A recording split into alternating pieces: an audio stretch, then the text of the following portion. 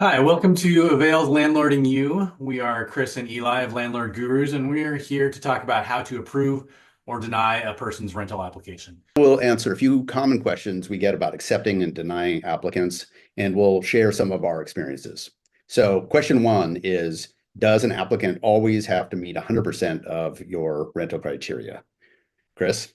Yeah, so for me, the short answer is yes. Creating that rental criteria allows me to objectively consider what an applicant must meet in order for them to qualify. I spend time in that, and I think about that, and it's there and it's fair. Additionally, if there are first-in-time rules, like we have here in Seattle, where that's where landlords must accept the first applicant who meets your criteria.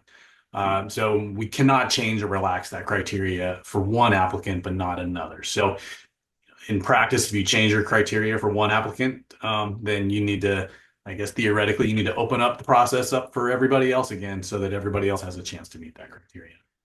Yeah, that's right. And in Seattle, and I think a lot of places, you're actually now required to list your criteria with your advertising so that people know whether or not, if they read the entire listing and your criteria, they know whether or not they're able to apply. And it does save people time.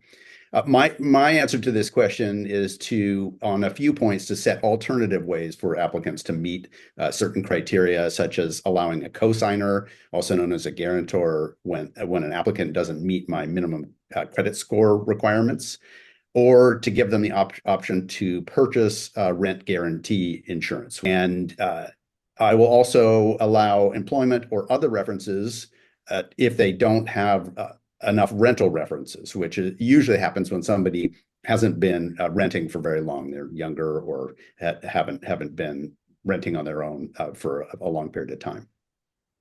Another place I provide some flexibility is in documenting income. Where necessary, I've used documents such as tax returns, bank or investment statements, or even a job offer letter to document income. Right. Okay. Yeah, great. Our next question is sort of similar to what Eli was mentioning there is, what if an applicant is unable to authorize a screening report due to being international? Right. This is another example where an applicant may not be able to meet all your screening requirements because an international applicant may not have a social security number or another form of taxpayer ID that they can use to order background and credit reports. They won't have a credit history in the United States, for example. So first, note that the Fair Housing Act prohibits landlords from refusing to rent to an international student or a tenant based specifically on their national origin. So make sure you stay on the right side of that. If an applicant is unable to authorize a credit or background check, consider requesting different documentation, such as a bank statement or other reference, such as a credit reference from an individual who's had a relationship with this person, or a prior landlord reference. A job offer letter, as I mentioned before, can also be used here where somebody is moving to the country for the purposes of taking a job. Also, consider the option of using a local guarantor or cosigner. I did this with a Ugandan family fairly recently who is living in one of my buildings, and somebody that they knew locally was willing to cosign for them. Great. Yeah, that's great. And Avail has a great article about this as well. So check out the description here for a link to that as well.